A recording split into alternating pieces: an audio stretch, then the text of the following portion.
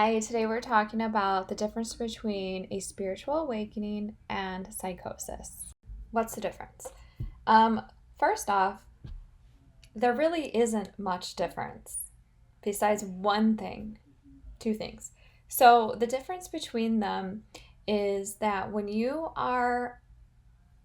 opening your clairs, your psychic gifts start turning on, your awareness is heightening. And with that comes um, we can either react to that or not react to that. So some things can move us into fear. So that is the difference between psychosis and a spiritual awakening. Those that are experiencing fear along with this can move into one direction and it can kind of take a turn. So it is so important when your spiritual gifts are opening or you're having an awakening that you receive support. It's not necessarily a pleasant time when this is happening. There are so many factors that can pull you into fear, and you will. You will, at moments and times, move into that. It happens to everybody. So it just matters how much support you have, how much knowledge you have around this topic, how much awareness you have about what is going on with you that kind of helps stabilize during this time period. So that is the only difference, really. Now, what really matters is, and what can kind of shift into one way or another, is if the messages that we are receiving or seeing, if we're unable to validate that. So let's say you are all of a sudden hearing, seeing, and you aren't asking the person, or you're not in a group setting where you're practicing with people to be like, is this shit real or not? So things then just become disruptions to you. Like, this is not really like a helpful tool. You're not really learning how to use it. So being in a development class is important to just kind of so you can validate for yourself. Another thing is our beliefs. This is the number one thing, actually, is our beliefs kind of move us into fear. So a lot of us are conditioned to think that this is like we're channeling something evil, the devil, all that stuff. That's just fear.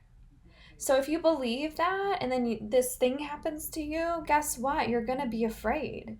You're going to reject it and you're going to have a hard time. I don't know anybody whose gifts have turned on and they're just not on anymore, but they can quiet a lot. So it's so important to move out of that fear and working on your belief systems, which can be double whammy during this time, because not only are you having to deal with this new way of being, you have to deconstruct some of your belief systems as well that you might have learned and believed your whole life in your community and everyone around you. So it can be a challenging time.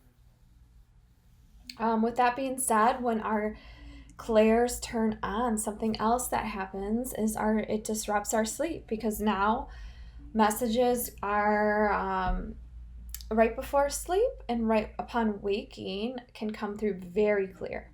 So it's a getting used to process. So it can really disrupt your sleep. You might be waking up throughout the night. You might have trouble sleeping at all, like falling asleep. So when we have lack of sleep now, that can exasperate things. That we are less in control of our energy with lack of sleep. We don't have the energy, really. So we can't really ground ourselves. It's a little bit more frantic, our energy.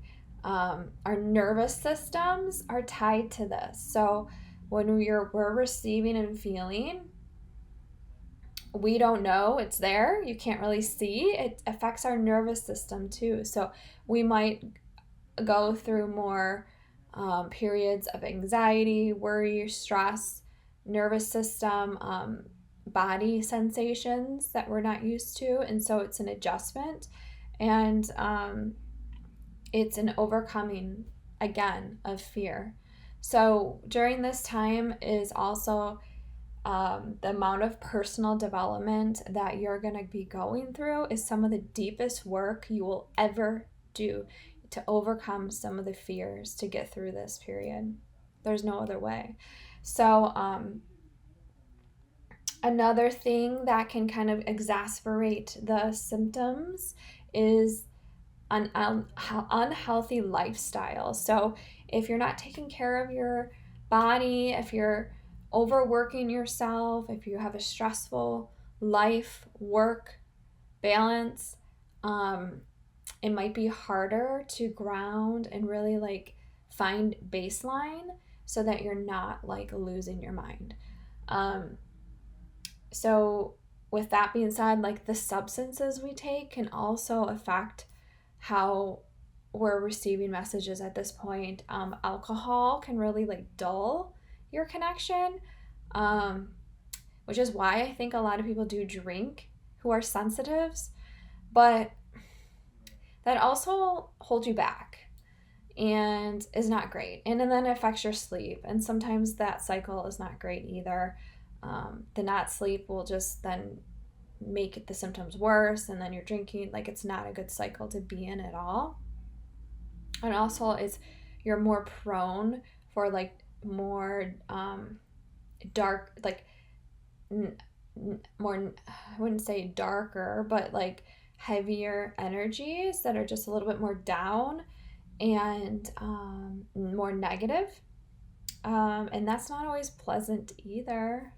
We want to have positive experiences with spirit, positive messages. We want to use it as a tool. We want it to be helpful for us. So it is important to move beyond into love and a more positive energy and frequency that we're vibrating at.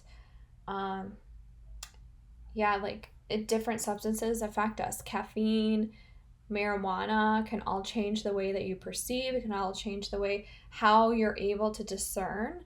That's so important. It's crucial for us to discern if it's a message we want to receive or not. Like some messages we can just be like, I don't like that vibe.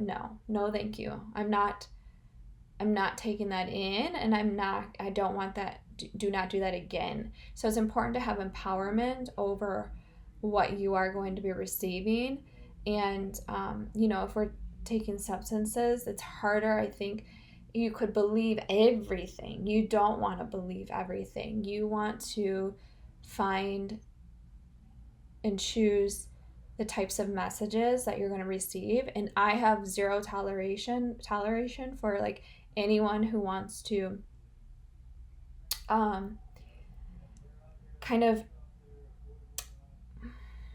like, I'm not interested in investigating the dark side of things. I am okay with shadow work, and I believe really there is no dark and light. Everything is light. We just don't have a light shown on it. Once we do, it can turn light. However, I have like a toleration for that, like how much I'm willing to step into that and entertain it, I guess. Okay. So yeah, what else? Oh, knowing how to like kind of tune on and off. There's tools you can learn, and I just think over time you just have to, you don't have any other choice. You have to turn it on and off, or else you won't be able to leave, and you will go into that other route that we're discussing, more like uncontrolled psychosis that we are not really in control anymore at all. So we don't want that. So we're trying to We can't receive every message. You're never going to, you don't want to receive messages all the time. It's okay that you turn it off. I think there's a fear too, once you turn it off, that it's not going to come back. So there's so much work involved in this realm. Okay. I think some ways to help ground. So if you are starting to move into that fear direction, some ways to help ground is getting outside in nature and also away from spirituality. So like if you're like one that's like obsessed with like reading about it and listening, it's like take a break and like go do daily tasks that are not deep. You almost got to get out of the depth a little bit, and like clean your house, little things, plant, garden, go outside, go for walks, even running's great. Get your kind of like energy moving. Any type of movement. Yoga is amazing for me personally. I loved yoga therapy classes or just like gentle yoga because sometimes I like vinyasa too. It's just really depending. When you have a really lack of sleep, sometimes you don't have the energy for vinyasa. So like something that's more more gentle. For me, it felt too taxing to do anything majorly physical. So just depending where your energy level's at, yoga is amazing. Amazing. I don't know of any better tool. You're doing breath work in yoga. It's meditative. You're getting movement, mindfulness. You're getting out of your house and the environment. You might even be moving around. You're with people. And there's support there. It's cost effective. Does it get better? So yeah, those yoga, huge advocate of that. So yeah, just some other like getting just daily tasks that you've been wanting to do. Work outside of this field. Like if you are working, it's really good to just kind of like get out of that realm a little bit. Give it a break. Put it down. It's okay. So I hope that is helpful. I think that we will see the world change. I've known this information for decades. I haven't felt safe sharing it until I've had to go through it myself with my clairs opening. I didn't feel safe or had enough credibility to speak on this topic, but I do now, and I know it in my heart. And I just hope that everybody out there who's experiencing this can find support. It's out there.